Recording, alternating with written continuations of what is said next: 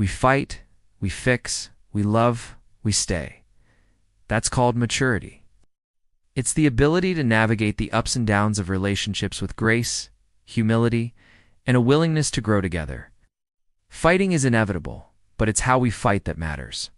Maturity means learning to communicate effectively, to listen actively, and to resolve conflicts in a healthy and constructive way. Fixing means taking responsibility for our actions, apologizing when we're wrong, and making amends. It involves the willingness to compromise and find common ground. Loving means choosing to prioritize the relationship, even when it's hard. It means showing up with empathy, compassion, and kindness, even in disagreement. Staying means committing to the journey through the good times and the bad.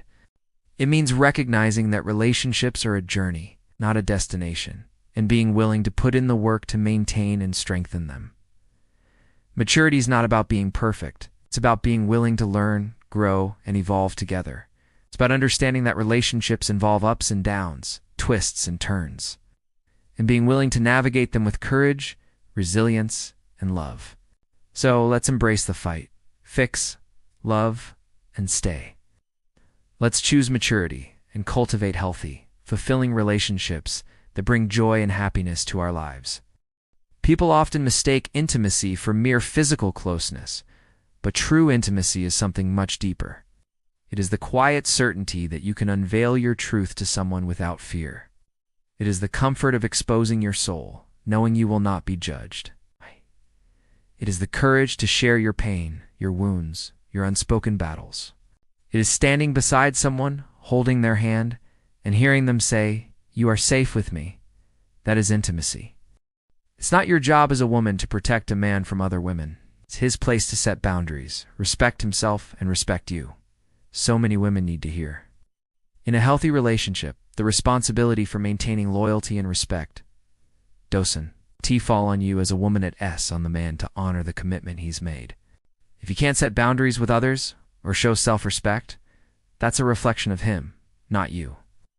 You shouldn't feel like you have to compete with other women or constantly be on guard to protect your relationship. That's exhausting and unfair. A man who truly values you and the connection you share will make it clear through his actions that his loyalty is with you. He'll know where to draw the line with others, and put you in situations where you feel insecure or disrespected. At the end of the day, a relationship is a partnership. Both people should feel secure, valued, and respected. A man's ability to set boundaries and stay loyal shows his maturity and commitment. And that's something every woman deserves in a partner. Remember, protecting the relationship is a shared responsibility, not just yours. No woman is going to leave because you made a mistake. She left because you made it a habit. The truth is, she would have rather fixed things with you than start over with somebody new. She stuck around because she was hoping you would step up and be the man she deserves. But you thought she would never leave, and you got comfortable disrespecting her. And look, now she's gone. Even the most loyal woman who fight to make it work will eventually get tired. How to avoid emotional affair.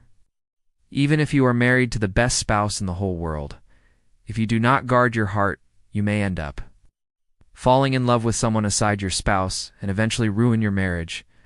No one gets married and plan to have an affair, but lots of married men and women are into affairs. Today, because they slept when they should have been wide awake with their 5 senses alert. 1. Don't be too friendly with the opposite sex. This is where lots of married people land in trouble. Over spirituality and pride will destroy your marriage. You can't handle close friendship with the opposite sex as a married person. Your heart is involved. Set boundaries. Be disciplined. Be cordial. Be respectful. Be godly. Be holy. Don't share your personal problems with an opposite sex friend. It will bond you together. Problems bond people. 3. Don't contact any opposite sex you are fond of. If you secretly admire them, you are fond of them, and there is a tingling in your heart at the mere thought of them. Don't contact. Avoid unnecessary eye contact that lingers with the opposite sex. 5.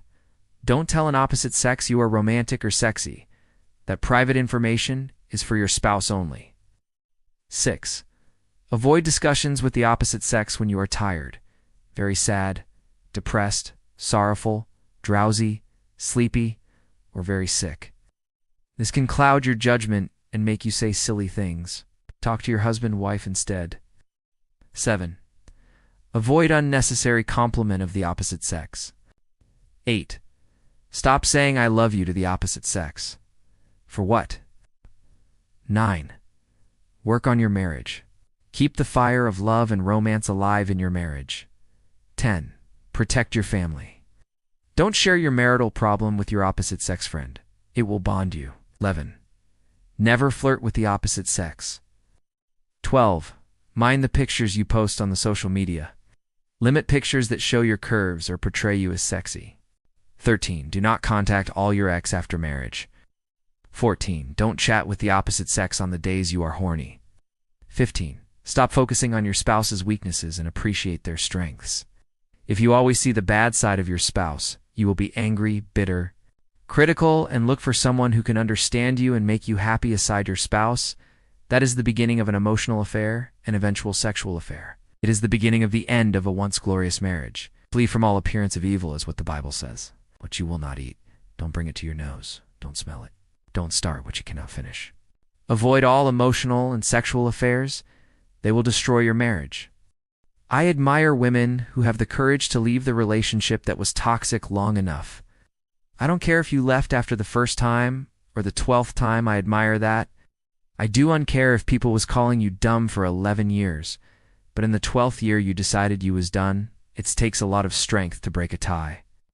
It takes a lot of self-love to choose yourself.